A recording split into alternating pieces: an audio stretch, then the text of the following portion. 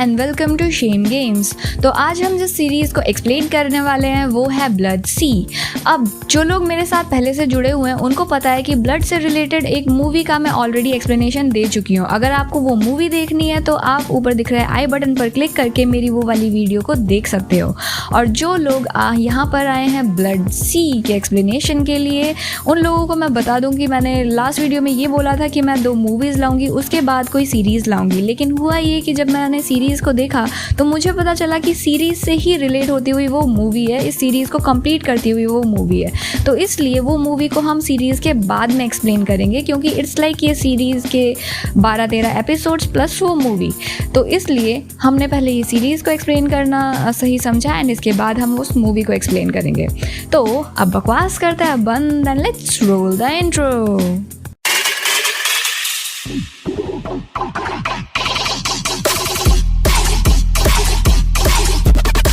कहानी शुरू होती है और कहानी के शुरू होते ही मुझे पहला झटका लग चुका था।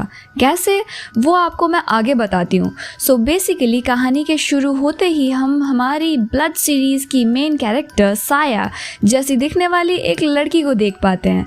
लेकिन ये लड़की काफ़ी खुश मिजाज, हैप्पी गो लकी और जॉली टाइप की थी, बट इसका नाम था साया। सो हम मान लेते हैं कि ये ही हमारी एंटी हीरोइन साया है। साया बेसिकली एक टेम्पल की पुजारन की बेटी होती है जिसको सब गांव वाले जानते थे और उसकी काफ़ी ज़्यादा रिस्पेक्ट किया करते थे। साया एक रेगुलर स्कूल गर्ल थी जो कि इतनी काइंड हार्टेड थी कि लोगों की हेल्प करने के चक्कर में स्कूल के लिए अक्सर लेट हो जाया करती थी। उधर साया के स्कूल में भी काफ़ी हैप्पी बच्चे थे जिनका नाम बड़े ही ध्यान से सुनना। क्लास का सबसे स्मार्ट दिखने वाला कोल्ड गाय शिंचिरो तोकिज़ा, 2 जुड़वा बहनें नोनोमोटो और नेनेमोटो, ये काफ़ी फन लविंग और चिल काइंड ऑफ लड़कियां थी। कानाको सुतसुतोरी, ये इनकी टीचर थी जो बेसिकली केमिस्ट्री में मेजर किया हुआ था इसने। इत्सुकी तोमोफुसा जो कि क्लास रिप्रेजेंटेटिव था और साया को काइंड ऑफ पसंद किया करता था। इसके अलावा इस सीरीज़ में एक कैफ़े का मालिक था फुमितो नानाहारा जो कि साया के फादर तादायोशी किसारागी का फ्रेंड था। इन सब के अलावा इस सीरीज़ में एक कुत्ता हुआ करता था जो कि बोलता था।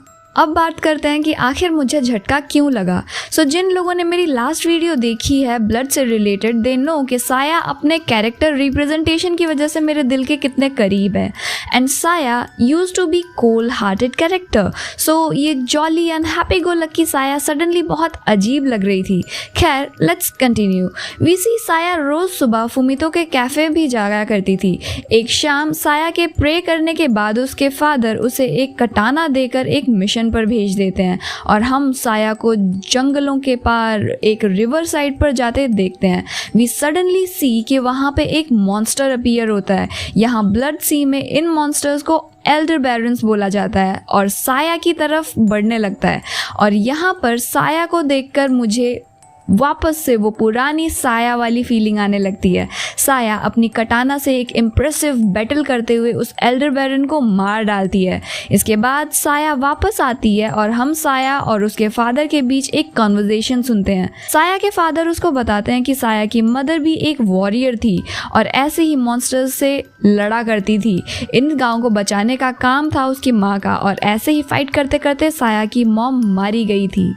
और इसीलिए साया ने अपनी ज़िंदगी का अल्टीमेट गोल बनाया हुआ था इन मॉन्स्टर्स को मारना। साया की ज़िंदगी का मकसद था इन मॉन्स्टर्स को मार के इस गांव को लोगों को बचाना। नेक्स्ट डे अगेन वी सी साया फुमितो के ग्वामोव कैफ़े में जाती है। वहाँ फुमितो साया को कॉफ़ी पिलाता है और गिमोव खिलाता है। वी सी साया गिमोव खाते ही उसको चीज़ इतनी ज़्यादा पसंद आती है कि वो ट्रिप करने लगती है। स्कूल पहुँचकर वही रेगुलर स्कूल किड्स वाली बात और अपीयरेंसेस शुरू होने लगती है। वीसी केमिस्ट्री टीचर काना को बाहर से इस गांव आई थी और शीम्स लाइक कि उसको एल्डर बैरन्स के बारे में या तो कुछ पता था या कुछ जानना चाह रही थी।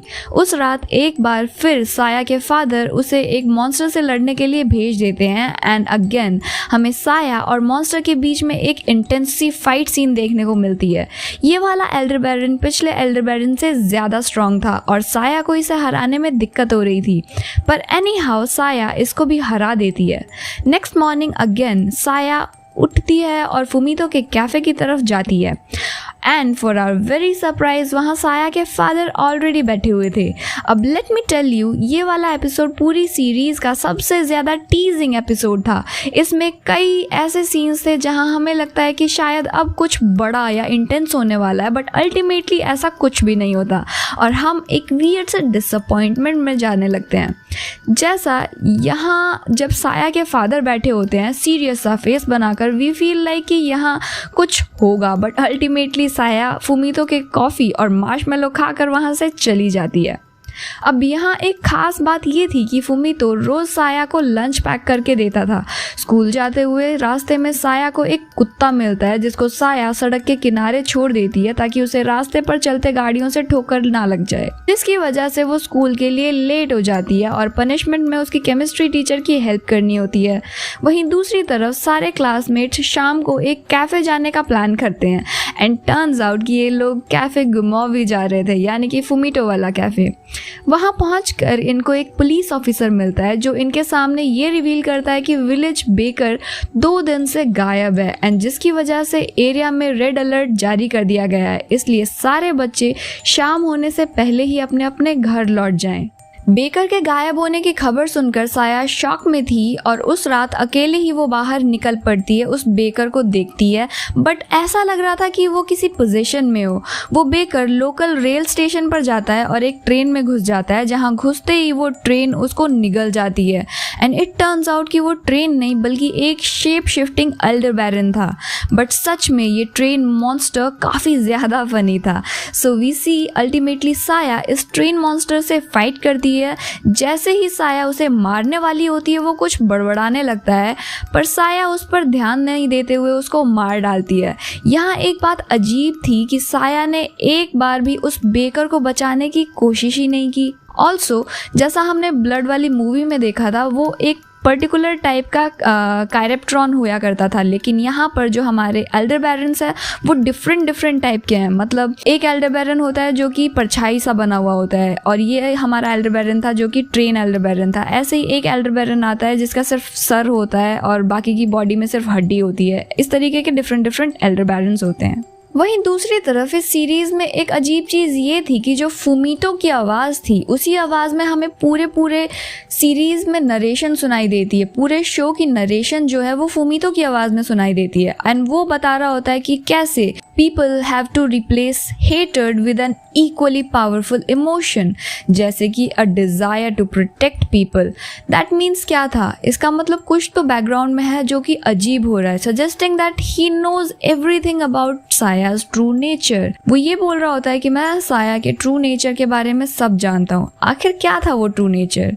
नेक्स्ट डे अगेन स्कूल जाते हुए साया को वो डॉग मिलता है, बट सडनली वी सी वो डॉग बोलने लगता है और जैसे ही वहाँ नोनो और नेने आते हैं वो पेड़ पर चढ़कर गायब हो जाता है, जो कि काफ़ी अजीब था। अगेन रात को रास्ते चलते हुए साया को एक एल्डर बैरन दिखता है जो कि सिविलियंस पर अटैक कर देता है और इस बार साया उन सिविलियंस को बचाने की कोशिश करती है पर वो मारे जाते हैं।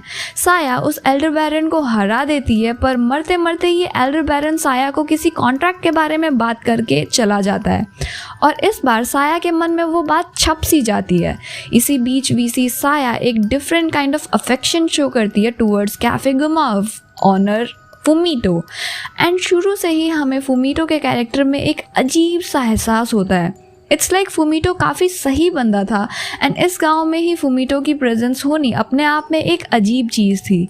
एक और अजीब सी बात ये थी कि रातों को साया इतना खून खराबा करती थी और किसी को ना कोई शक होता था ना किसी में कोई कंप्लेन आती थी कि कहीं लाश गिरी पड़ी होने की।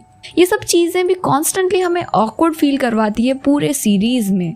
अगली रात अगेन एक और एल्डर बैरन से साया का सामना होता है। ये एल्डर बैरन पिछले से काफ़ी ज़्यादा पावरफुल लग रही थी और इसकी बातें ऐसी थी जैसे ये साया को पहले से जानती हो और साया को कुछ याद दिलवाना चाह रही हो। हम बहुत क्लियरली देख पाते हैं कि उसके पास साया को मारने के बहुत सारे मौके थे, लेकिन उसने हर बार साया को छोड़ दिया और इस चक्कर में जो साया है वो एंड में उसको मारने में सक्सेसफुल रहती है। अब एक सीन आता है जहाँ स्कूल में बिजली गुल हो जाती है और बाहर तेज़ बारिश के साथ में बिजली कड़क रही थी। तो ऐसे में स्कूल में पढ़ाई का माहौल नहीं बन पा रहा था, जिसकी वजह से नेने और नोनो टीचर को एक गेम खेलने के लिए सजेस्ट करती हैं और माहौल देखते हुए सब लोगों को कोई डरावनी सी कहानी सुनानी थी। अब लोग अजीब अजीब सी फनी सी हॉरर सी स्टोरीज सुनाते हैं, बट फिर बारी आती है इनकी टीचर की, जो कि इस गाँव के रहस्यमयी डीमंस के बारे में बात करती है, जिसे सुनकर साया दंग रह जाती है। कॉज साया के अकॉर्डिंग तो एल्डर बैरेंस के बारे में बस वो और उसके पिताजी ही जानते थे।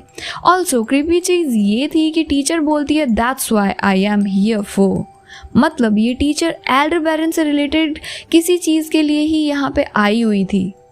अब ये चीज़ काफ़ी क्लियर हो गई थी कि बाहर से जैसी चीज़ें दिख रही थी इस सीरीज़ में वैसा तो कुछ नहीं था। बहुत सारे रहस्य और बहुत सारे ट्विस्ट एंड टर्न्स हैं जो आगे आएंगे, बट क्योंकि हमारे पास में टाइम इतना नहीं है तो मैं फर्स्ट पार्ट को यहीं पर एंड करती हूँ।